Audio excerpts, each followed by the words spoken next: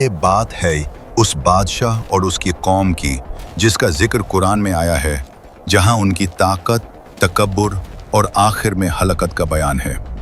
एक ऐसा हुक्मरान जिसकी लश्कर इतनी वसी थी कि जब मर्ज करते तो पूरे इलाके धूप से ढूंढले हो जाते, जिसका फख्र फिरौन से भी बढ़कर, जिसका खजाना करून की दौलत से भी ज्यादा भरा पड़ा था।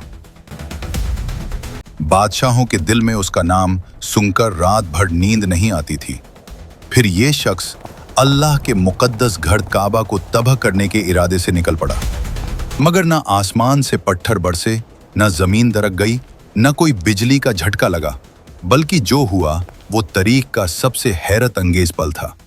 जो बादशाह काबा को मिटाने आया था, वहीं उस घर का पहला मुहाफिज और खिदमतगर बन बैठा। लेकिन उसकी कौम पर एक दिन ऐसा अजाब उतरा कि आसमान फट गया, साइलाब ने शहरों को निगल लिया। वो कौम जो कल तक अपनी कुदरत और दौलत में मगन थी, आज उसी कुदरत ने पानी के तूफान में डूब कर मिटा दी। अब सवाल ये पैदा होता है कि जब बादशाह खुद हक पे आ गया, ईमान लाया, तो फिर उसकी कौम पर इतना सख्त और खौफनाक अजाब क्यों नाजिल हुआ कि कुरान ने उनको कयामत तक के लिए बर्बाद होने वालों की फहरिस्त में शामिल कर दिया। ये सिलसिला तल्लुक रखता है अरब के सबसे दखन वाले हिस्से यमन से।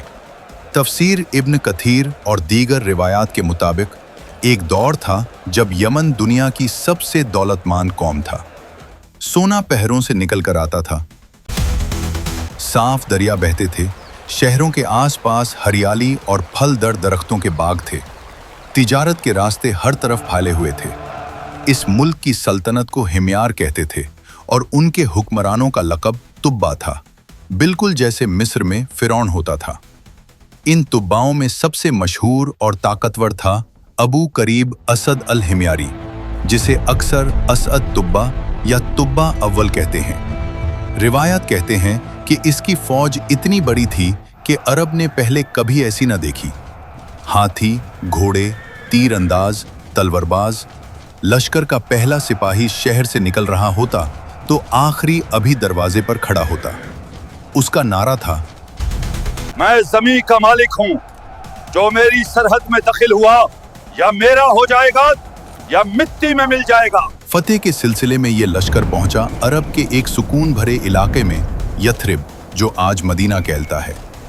वहां सिर्फ खजूरों के बाग, कुछ यहूदी कबीले और एक पुरसुकून हवा थी।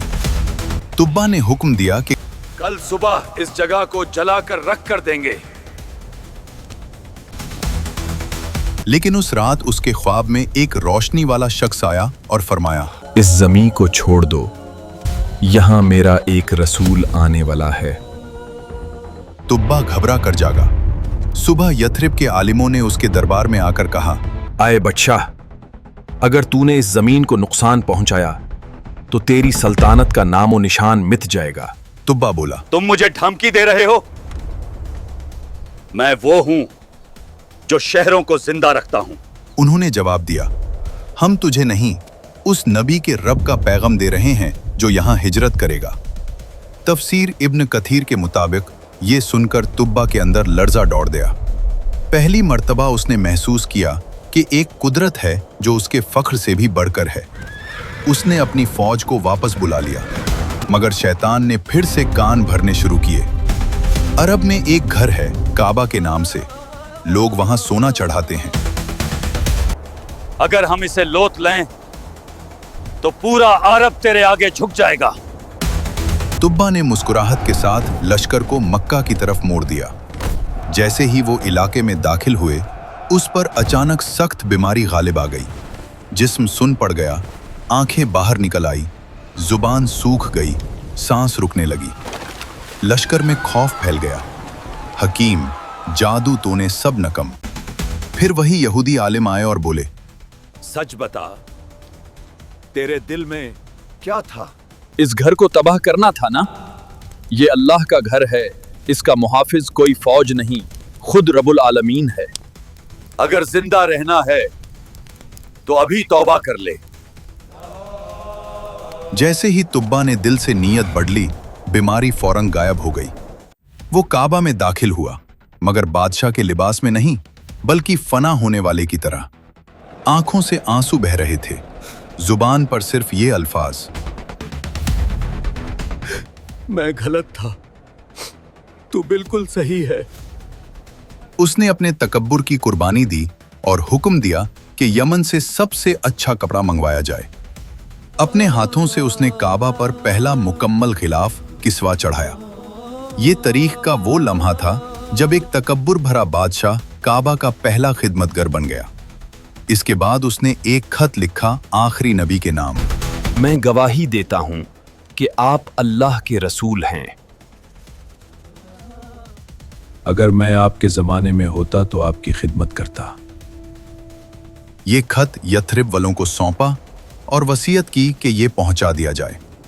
रिवायत के मुताबिक ये खत नस्लों तक महफूज रहा और बाद में नबी करीम सल्लल्लाहु अलैहि वसल्लम तक पहुंचा। कुरान में इस वाक़ये का तफसीली जिक्र नहीं, लेकिन सूरह काफ 50:14 में फरमाया, वक़ौमु तुब्बईन कुल्लुन कज़्ज़बा अर्रुसुला फ़हक़्क़ वाइद, और कौम तुब्बा ने भी रसूलों को झुटलाया तो मेरी धमकी सच हो गई। सूरह अद-दुखन 40 से 47 में भी उनका जिक्र है। फेमस सहाबा जैसे हजरत इब्न अब्बास, हजरत आयशा रदियल्लाहु अन्हुमा ने फरमाया, तुब्बा को बुरा मत कहो, वो नेक था। सही हदीस में रसूलुल्लाह सल्लल्लाहु अलैहि वसल्लम ने फरमाया, ला तसुब्बु तुब्बा फ़इन्नहु काना कद अस्लमा। तुब्बा को बुरा मत कहो, उसने इस्लाम कबूल कर लिया था। तब्बा के इंतकाल के बाद उसकी कौम फिर शिर्क और जुल्म में डूब गई। पानी कम होने लगा, बाग मुरझने लगे, जानवर मरने लगे। लोगों ने कहा, ये तो मौसम की तब्दीली है, कोई अजाब नहीं। मगर जब तकब्बुर बढ़ा और उन्होंने कहा कि हमें किसी रब की जरूरत नहीं, तो अजाब आ गया। आसमान फट गया, पहरों से पानी दीवारों की तरह गिरा, शहर बह गए, महल मिट्टी बन गए। जहां सोना था वहां लाशें तैर रही थीं। लोग चिल्लाए, एक मौका दे दे। मगर जिस बुतों को पुकारते थे वो खुद पानी में डूब चुके थे। कुरान ने सिर्फ इतना फरमाया कि हमने उनको हलक कर दिया क्योंकि वो गुनाहगार थे। न उनका नाम बचा, न निशानी, न नस्ल, सिर्फ सबक और इबरत। ये कहानी सिर्फ यमन की नहीं, हर उस कौम और हुक्मरान के लिए वार्निंग है जो अपनी ताकत, दौलत या टेक्नोलॉजी को खुदा समझ बैठता है। आज हम सोचते हैं कि हथियार, AI, पैसा सब कुछ है, मगर कल ये सब भी उसी तरह रेत बन जाएगा जैसे यमन के महल बन गए। इससे आपने क्या सबक लिया? कमेंट्स में जरूर बताएं, वीडियो लाइक करें और चैनल सब्सक्राइब कर लें।